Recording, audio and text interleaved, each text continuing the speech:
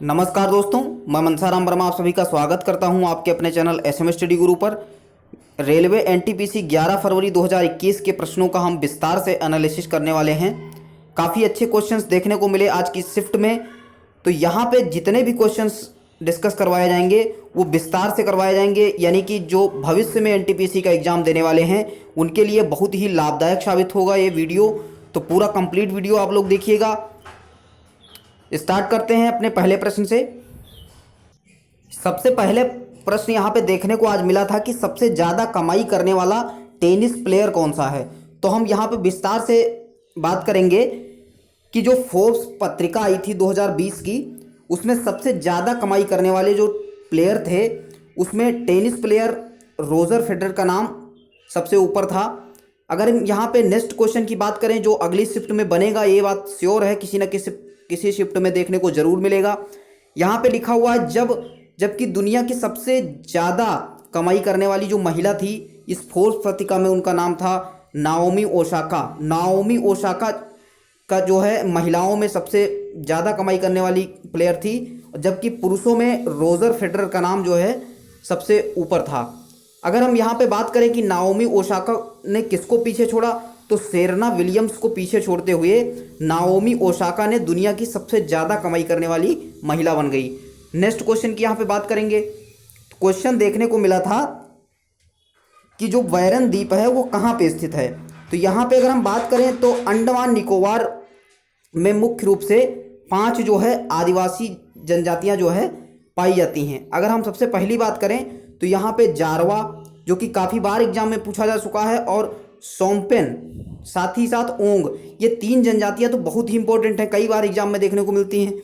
अगर हम 5 की बात करें तो यहाँ पे जारवा, ग्रेट अंडमानीज, सोम्पेन और नॉर्थ सेंटिनलेज और ओंग, ये 5 हो जाएंगी। नेक्स्ट क्वेश्चन यहाँ पे देखने को मिला था कि जो जल्लीकट्टू है त्यौहार वो कहाँ का है। तो सबसे पहले बात करें तो ये तमिलनाडु का जो है त्यौहार है। अब ये कब मनाया जाता है, तो ये जो है पोंगल त्यौहार पर जो है इसका आयोजन किया जाता है जल्लीकट्टू का। इसमें होता क्या है कि जो इंसान होता है उनकी लड़ाई जो है बैलों से करवाई जाती है। तो जल्लीकट्टू को तमिलनाडु के गौरव एवं संस्कृति का प्रतीक भी माना जाता है। तो इस प्रकार यहाँ से कई क्वेश्चन जो है निकल के आते हैं। तो कंप्लीट आप इसका स्क्रीनशॉट लेकर एक बार जरूर पढ़ लें और वीडियो को 2 से 3 बार जरूर देखें। नेक्स्ट क्वेश्चन यहाँ पे देखने को मिला था। क्वेश्चन आया था कि मुगल वंश का अंतिम शासक कौन था। तो हम सबसे पहले बात करें अगर मुगल वंश की, तो मुगल साम्राज्य जो है 1526 में इसकी शुरुआत हुई थी। और मुगल वंश की संस्थापक की बात करें तो बाबर ने इसकी स्थापना की थी। अंतिम शासक कौन था, तो बहादुर शाह द्वितीय। जी हाँ, अगर ऑप्शन में बहादुर शाह द्वितीय दिया गया है तो वही सही रहेगा, क्योंकि कभी कभी बहादुर शाह जफर भी देता है। तो बहादुर शाह द्वितीय जो है मुगल शासकों में अंतिम शासक था, जिसका जो है जन्म अबू जफर सिराजुद्दौला मोहम्मद बहादुर शाह जफर था। जो इसका जब जन्म हुआ था उस टाइम इसका नाम इतना बड़ा नाम था, बाद में इसको बहादुर शाह द्वितीय के नाम से जाना गया। नेक्स्ट क्वेश्चन यहाँ पे देखने को मिला था, सबसे बेहतरीन क्वेश्चन ये देखने को मिला था कि जो यूएन है, यूएन का जो राष्ट्र ध्वज है, जो ध्वज बनाया गया है, उसमें जो जैतून की शाखा है वो किसकी प्रतीक है। तो यहाँ पे बात करेंगे कि जो संयुक्त राष्ट्र संघ का जो ध्वज है, यानी महासभा का जो ध्वज है, महासभा द्वारा 20 अक्टूबर 1947 को अपनाया गया। ध्वज में जो हल्के नीले रंग की पृष्ठभूमि के अंतर्गत सफ़ेद रंग से विश्व के वृत्ताकार मानचित्र में जो जैतून की शाखाएं हैं वो जो है शांति का प्रतीक हैं। तो बहुत ही अच्छा क्वेश्चन था। ऐसे प्रश्न जरूर देखने को मिलेंगे। नेक्स्ट शिफ्ट में पूछा जा सकता है कि ये कब जो है अपनाया गया था, तो 20 अक्टूबर 1947 का सही आंसर होगा।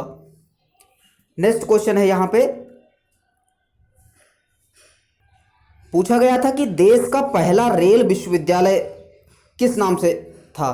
तो यहाँ पे 15 दिसंबर 2018 को रेल मंत्री पीयूष गोयल के द्वारा गुजरात के मुख्यमंत्री विजय रूपाणी, यानी क्वेश्चन ये भी आ सकता है कि गुजरात के कौन मुख्यमंत्री हैं, तो यहाँ पे विजय रूपाणी उस टाइम थे और अभी भी हैं, ने बड़ोदरा गुजरात में देश का पहला विश्वविद्यालय स्थापित किया, यानी कि उसकी स्थापना की, तो उसका नाम उस टाइम क्या था और अभी भी वही है कि राष्ट्रीय रेल एवं परिवहन संस्थान, यानी NRTI इसका नाम था, जो कि देश को उन्होंने समर्पित किया। कौन कौन? तो पीयूष गोयल जी और गुजरात के मुख्यमंत्री विजय रूपाणी। और कब हुआ? तो 15 दिसंबर 2018 को। नेक्स्ट क्वेश्चन यहाँ पे देखने को मिला था कि सहायक संधि से रिलेटेड क्वेश्चन आया था, तो एक बार हम कंप्लीट इसको हम देख लेते हैं। तो सहायक संधि जो है भारतीय उपमहाद्वीप में लॉर्ड वेलेस्ली के द्वारा जो है 1798 से 1805 के बीच में, यानी कि इनका कार्यकाल कब का था? तो 1798 से 1805 के बीच का लॉर्ड वेलेस्ली का कार्यकाल था।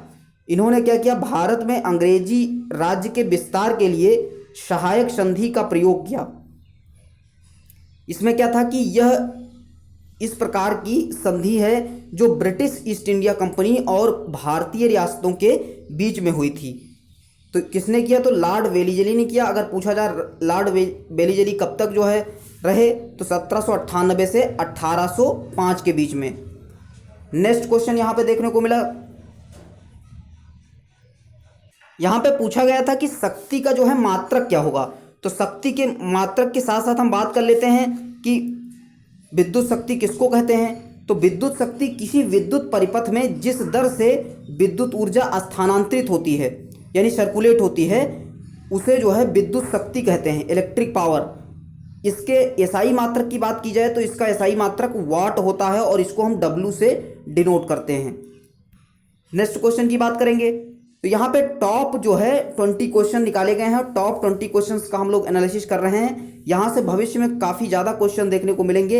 ये 11 फरवरी के शिफ्ट का एग्ज़ाम जो है एनालिसिस हो रहा है।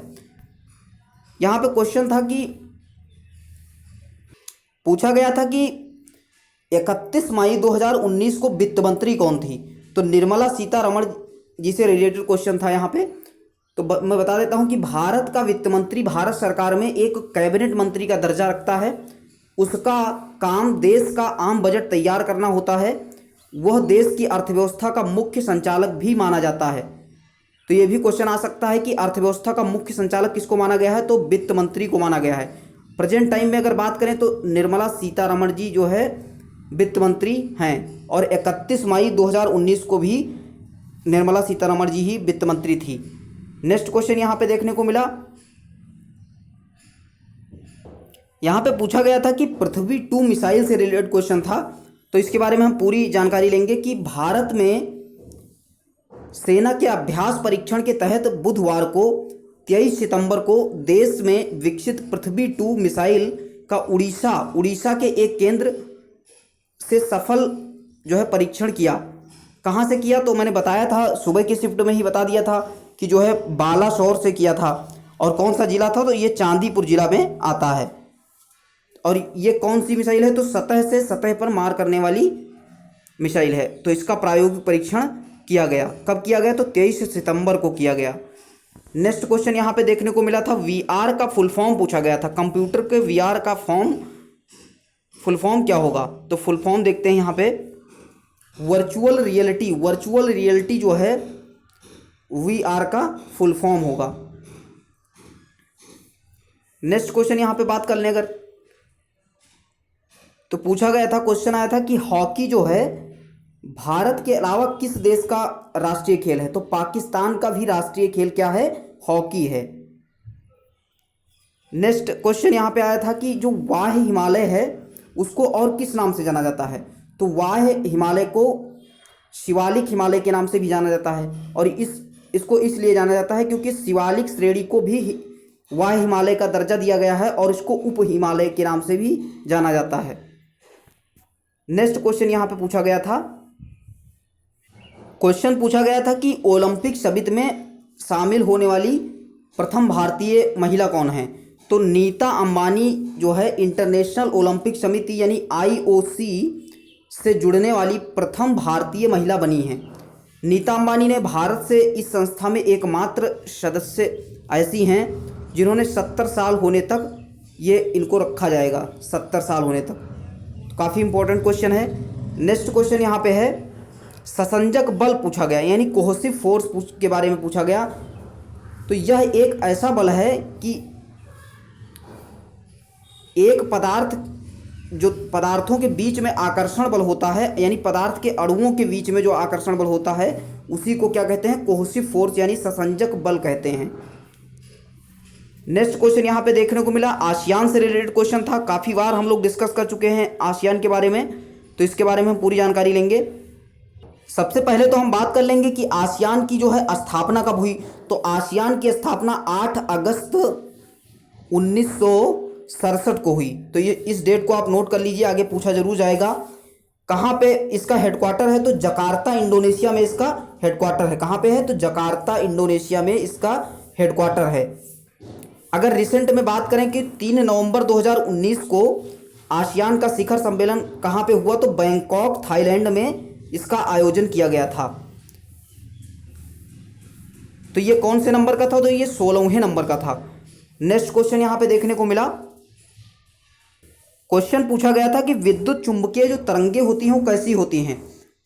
तो ये अनुप्रस्थ तरंगे होती हैं। अब इसके बारे में, अनुप्रस्थ तरंगे क्या होती है, तो अनुप्रस्थ तरंगे उस तरंग को कहते हैं जिसके दोलन यानी कि माध्यम के कण तरंग संचरण की दिशा के लंबवत होते हैं, तो उनको क्या कहते हैं, विद्युत चुंबकीय तरंगे या फिर अनुप्रस्थ तरंगे ये होती हैं, तो इसको अनुप्रस्थ तरंगे कहते हैं। नेक्स्ट क्वेश्चन यहाँ पे देखने को मिला था कि बैरन द्वीप से रिलेटेड क्वेश्चन था। तो यहाँ पे देखेंगे जो बैरन द्वीप है वो भारत का एकमात्र जो है सक्रिय ज्वालामुखी है, जो कि कहाँ पे स्थित है, तो अंडमान निकोबार में स्थित है। यह द्वीप लगभग 3 किलोमीटर में फैला हुआ है। नेक्स्ट शिफ्ट में पूछा जा सकता है कि इनमें से बताइए कौन सा सक्रिय ज्वालामुखी है। तो ये बैरन द्वीप जो है सक्रिय ज्वालामुखी का ही रूप है। नेक्स्ट क्वेश्चन यहाँ पे आया था, वर्नाकुलर प्रेस एक्ट से रिलेटेड क्वेश्चन था।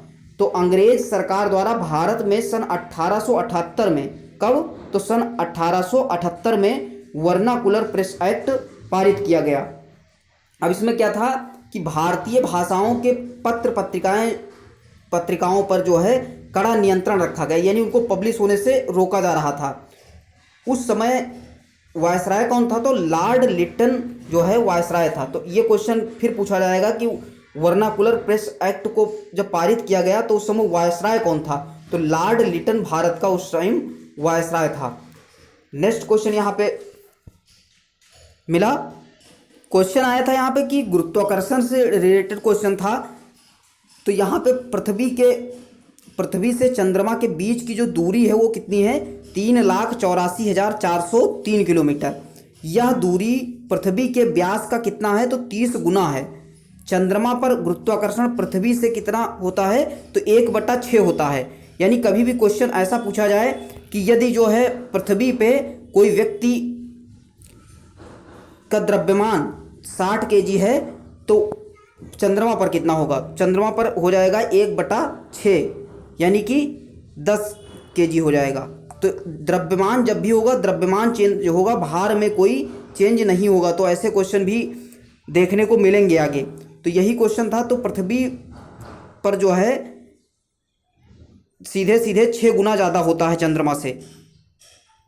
यहाँ पे अगर हम बात करें, यह पृथ्वी की परिक्रमा 27.3 दिन में पूरा करता है और अपने अक्ष के चारों ओर एक पूरा चक्कर कितने दिन में, तो 27.3 दिन में लगाता है। तो इस प्रकार 20 क्वेश्चन जो है हमने अच्छे से एनालिसिस कर लिए हैं। आने वाली शिफ्टों में यहाँ से ज़रूर क्वेश्चन देखने को मिलेंगे। तो प्लीज़ आप वीडियो को लाइक करिए, शेयर करिए, जिससे कि ज़्यादा लोगों तक ये अच्छे से एनालिसिस जो है पहुँच पाए। और कट ऑफ की वीडियो डाल दी गई है, बजट से रिलेटेड क्वेश्चन जो है आपको ऑलरेडी करवा दिए गए हैं। तो प्लीज़ आप उसको जा कर के एक बार चैनल पर विजिट करिए, वहाँ से सारी वीडियोस को एक बार देखिए, क्योंकि यहाँ से बहुत ही हेल्प मिलेगी आपको। लगातार हम लोग एनालिसिस करवा रहे हैं अच्छे से। तो मिलते हैं नेक्स्ट शिफ्ट के एनालिसिस के साथ, तब तक के लिए थैंक यू, धन्यवाद। जय हिंद, जय भारत।